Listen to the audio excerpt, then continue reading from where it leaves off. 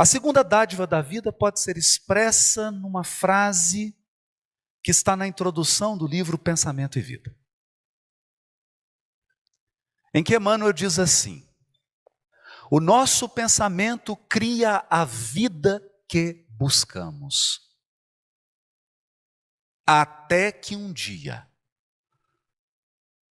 vírgula, no curso dos milênios, vírgula,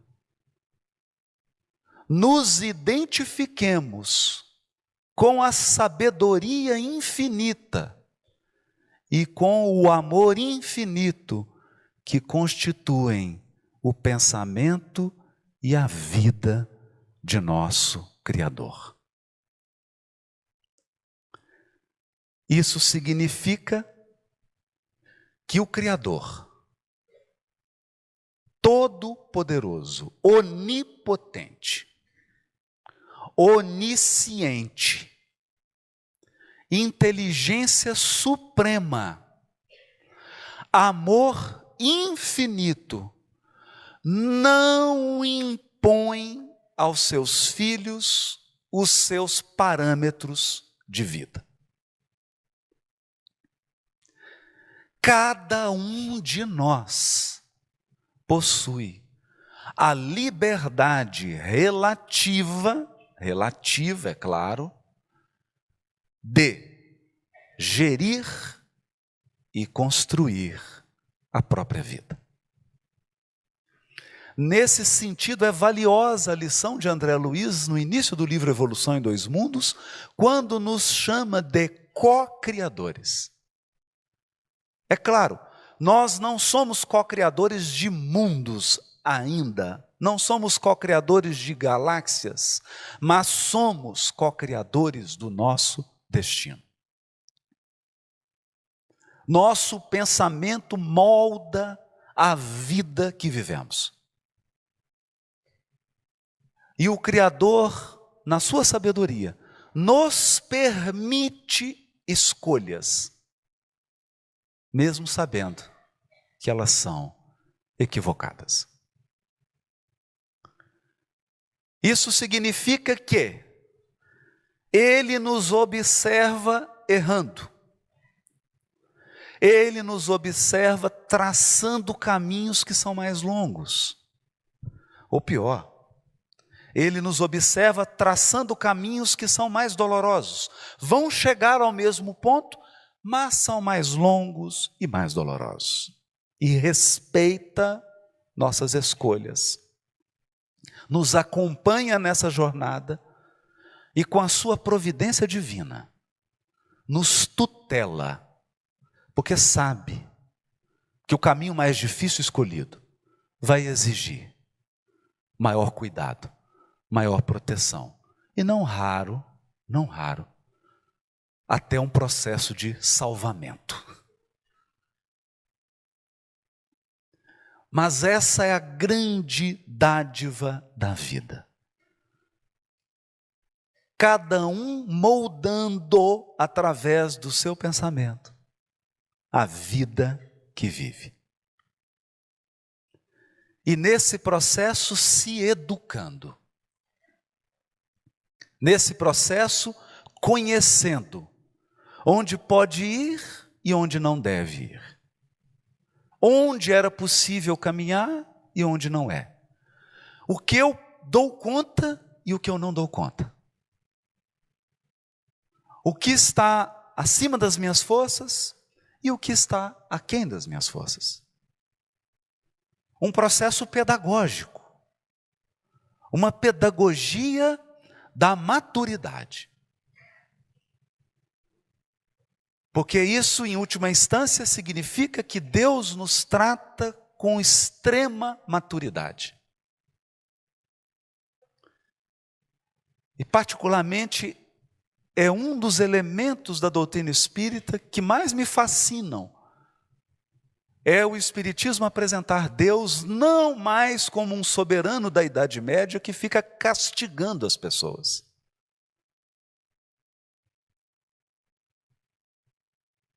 Um pai que fica te vigiando para toda hora te colocar de castigo. Ou pior, um rei insensível que sente prazer em ver os seus filhos chorando. Não. A doutrina espírita, resgatando a essência do Evangelho, nos apresenta um Criador que é sabedoria infinita. Não há ingenuidade na condução divina dos nossos destinos. Ninguém surpreende Deus. Ninguém engana Deus. Ninguém barganha com o Criador. Ele é inteligência divina. Ele sabe dos nossos passos. Ele sabe das nossas possibilidades e do alcance das nossas escolhas e das nossas ações. Por outro lado, ele é amor infinito. Ou como diz Maria Dolores no poema Esperança, no coração da altura, Deus também espera.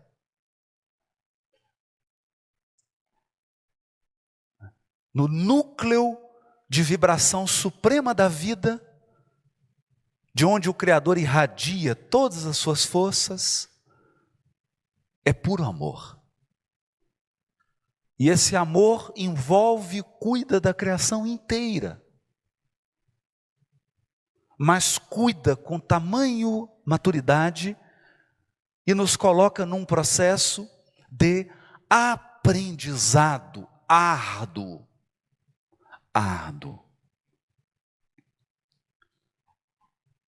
É um processo que não é simples nem fácil. Hoje eu saía da casa de um amigo para vir para cá e tinha uma ave. Aqui em Goiânia tem um nome diferente. A gente chama de quero-quero, mas aqui chama de outro nome. Então tinham 3. Porque fica o casal e um outro vigiando. Nascem os filhotes, 2, 3 ou 4, e a coruja come 2 ou 3. Sobra só um. Então, quando a gente olha com certo pieguismo para essa realidade, ou quando você olha numa savana africana, a quantidade de zebras que são devoradas por crocodilos e leões, e esse ciclo da vida biológica, muitos ficam espantados, com animais sofrendo, morrendo. E alguns se perguntam, qual que é o karma desse quero-quero? O que será que ele fez para a coruja comer? Não é? Quando Kardec aborda esse tema no livro A Gênese, ele diz assim: não sabemos porque o Criador escolheu essa forma para a evolução biológica, porque a essência espiritual é indestrutível. A essência espiritual está acima desses processos biológicos de vida e morte. É por isso que André Luiz diz no livro Nosso Lar: a vida não cessa, nem a sua, nem a do quero-quero. A vida não cessa. A essência espiritual é eterna, imortal. Mas biologicamente ela está sujeita a esse processo. E o que ela está aprendendo ali? O que aquele princípio inteligente está aprendendo ali como quero-quero? A proteger seu organismo biológico, está adquirindo experiências, a observar, a ser prudente, a se comportar. Por quê? Porque quando atingir um organismo mais apurado, mais complexo, essa experiência, esse instinto de conservação será fundamental. Então ele está realizando a sua experiência como nós. Como nós. Por isso podemos pensar assim, com André Luiz no livro Agenda Cristã. Eu adoro essa parte. André Luiz diz assim: tenha paciência. Você já viveu milênios incontáveis e possui a eternidade pela frente. Você já viveu milênios incontáveis e possui a eternidade pela frente. Muitas vezes a gente tem uma ilusão de dizer assim: olha, eu preciso levar o livro dos Espíritos para os habitantes do país tal, porque eles não conhecem de Espírito. Hã? Não conhecem de Espírito, mas eles são o quê? O que eles são?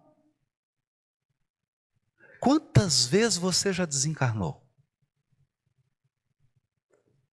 Quantas vezes?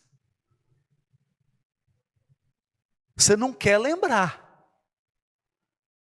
mas a memória está aí. E se você pudesse lembrar em detalhes, você ia perceber que já desencarnou de tudo quanto é tipo de desencarnação. Talvez queda de avião ainda não sei. Vai que você é um degradado, não é? Mas já experimentou tudo quanto é gênero de morte, tudo quanto é gênero de desencarnação. Você é uma pessoa perita em desencarnar. Não é?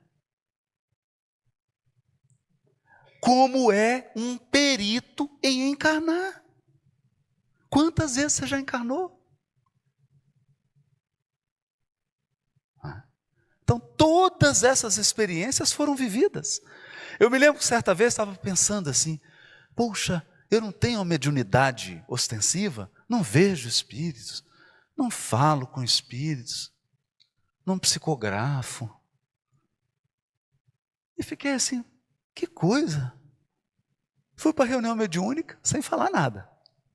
Chegou uma senhora, uma médium nova, e aí, numa psicofonia, o espírito falou comigo assim: fica tranquilo, viu, Haroldo? Quando você chegar aqui, você vai ver espírito, falar com espírito, escrever. Fica tranquilo, só estamos esperando você chegar do lado de cá. Toda a sua mediunidade vai aflorar. Você vai até tocar em espírito e ser tocado por eles. Não é? Então essa experiência é universal. É por isso que Kardec diz assim: o Espiritismo está na natureza. O Espiritismo, podemos dizer, está na natureza íntima de cada criatura encarnada no planeta. Então chegou o momento de nós resgatarmos certos princípios e valores que norteiam o nosso pensamento. Você olha para uma criança, nossa, é uma criancinha. Criança é o corpo. O espírito que está ali é multimilenar e talvez seja mais experiente do que você. Oh, mas está num corpo de criança? Espera um pouco. Esse é um problema que o tempo corrige. Corpo. O elemento biológico não define integralmente a realidade espiritual que está por detrás. Portanto, espiritualmente nós temos essa dádiva de, com o nosso pensamento, moldar a vida que nós queremos. Aqui eu vou contar o caso que eu contei na palestra de ontem. É um caso de um ancestral meu, e aqui vai uma constelação familiar, estou fazendo uma homenagem a ele, meu bisavô. Ele se chamava Isidro Pedra. Olha o nome da criatura. Isidro Pedra. Qual que era a característica desse meu ancestral querido? Teimosia. O Isidro morava na zona rural do sul de Minas. Tinha lá um pequeno sítiozinho, agricultura de subsistência. Foi visitar um sítio de um compadre. Chegou lá no sítio do compadre, viu aquele laranjal, isso é um pomar, alguns pés de laranja, aquelas laranjas maravilhosas. O Isidro ficou encantado com aquilo. Puxou o canivetezinho dele, mas chupou laranja até não aguentar. Ficou encantado com aquilo, mas compadre, que laranja doce. Falou, vou plantar essa laranja lá no meu sítio. E aí o que o Isidro fez? Porque a intenção dele era boa. O Isidro pegou a semente de laranja, a semente, falou, vou plantar. Mas não é assim que funciona. Tem alguém aqui da agricultura sabe que não é assim que funciona. Não adianta você pegar a semente da laranja e plantar. Por quê? Porque o processo do plantio funciona assim. Você escolhe uma planta que é a base. Essa base é chamada de cavalo. Cavalo por quê? Porque ela é bruta. Ela é resistente. Resistente às pragas, resistente ao solo, resistente às variações climáticas. Aí quando a base cresce, que é o cavalo, aí você vem com a muda delicada e frágil da fruta, da espécie, e faz a enxertia. Então você corta um pedacinho do cavalo, enxerta a mudazinha, amarra. O que acontece? Princípio da solidariedade da vida, porque nós também. Todos nós aqui fomos enxertados no útero de uma mulher. Forte, porque mãe é forte. Mãe é forte. Vela por nós. Cheguei aqui em Goiás, a minha ligou. Falei, mãe, cheguei lá. Graças a Deus você pousou. Nossa, morro de medo desse negócio do avião. Tanto avião caindo. Eu falei, mãe, mas onde a senhora viu o avião caindo, mãe? Tanto tempo que não tem notícia de um avião caindo. Não, toda hora cai aí helicóptero, mas não é avião. Eu não estou andando de helicóptero. Ela fica preocupada, pousa, tem que ligar. Mãe, pousei. Graças a Deus, Nossa Senhora. A mãe é assim. Então, a plantinha é enxertada, ela cresce e dá laranja. Só que se você pegar a semente e plantar, o que vai dar? O limão, que é o cavalo. Se você pegar a semente, não dá a laranja, dá o limão. E ele pegou e plantou. 5 pés. O que nasceu? Limão. Aí, deu o limão. Está ele com um canivete, a esposa do lado olhando. O problema foi esse. Porque eu acredito, se ele estivesse sozinho, ele teria admitido. Mas a esposa estava do lado, ele cortou, chupou, e aí arrepiou até o perispírito. Ela falou, Isidro, isso é limão, Isidro. É laranja. Isidro, pelo amor de Deus, deixa de ser ignorante, homem. Olha isso aqui. Isso é limão, Isidro. É laranja, fui eu que plantei. Fui eu que plantei. Não é? Então, você chega aqui com as suas sementes e planta achando que é felicidade. E planta. E quando você olha para a sua plantação, só tem limão.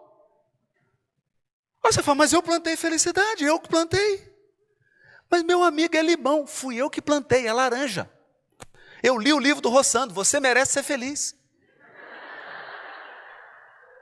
Não é? Merece mesmo.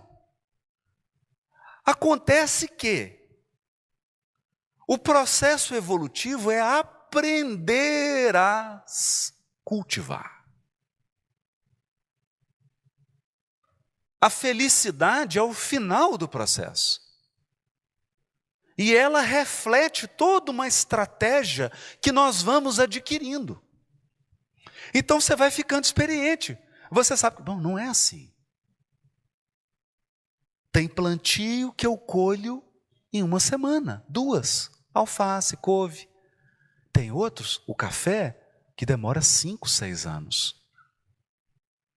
Tem vinícolas na Europa que possuem 300, 400 anos. Que aquele cavalo, a base está lá plantada. Por isso a qualidade das uvas. Então aquilo não é gratuito. Na evolução também. Tem questões do nosso pensamento que você cria e automaticamente a vida responde imediatamente. Imediatamente. Por exemplo, aqui um exemplo do Emmanuel. Você acorda. Sabe quando você dorme e faz um estágio no umbral? Você acorda super nervoso, mal-humorado, sai de casa e aí você começa. Durante todo o tempo que você tiver naquela vibração, você vai atrair só confusão para você. Vai discutir no trânsito, vai discutir no atendimento de algum lugar, tudo. Por quê? Porque esse é um plantio imediato. Então, se o seu pensamento está gerando esse tipo de atitude, a resposta das pessoas é automática. Automática. Outro exemplo do Emmanuel. A criatura que é extremamente crítica. Extremamente crítica. Bom, você chega aqui e fala assim, nossa, mas a organização caprichou esse ano, né? Tá lindo esse palco. Que coisa maravilhosa. Tá lindo. Ela fala, mas tem um esparadrapo ali no fio, ó. Você fala, meu Deus do céu, como é que essa pessoa foi capaz de enxergar um esparadrapo? E o problema é que ele passa o congresso inteiro olhando para ali. Aí você pergunta para ele, você gostou do palco? As frases que tinha lá? Anjo de luz, gratidão eterna da família. Não li isso não. Fiquei olhando para o esparadrapo. Então, esse foco excessivo em determinadas coisas fazem com que a vida responda, reflita o foco. A vida reflete esse foco. Isso é um processo educativo. Que a gente precisa pensar. É uma sementeira curta. Eu não estou aqui abordando aquelas sementeiras longas. Determinadas escolhas, atitudes que a gente faz hoje para colher daqui 5 encarnações. São plantios mais longos. Né?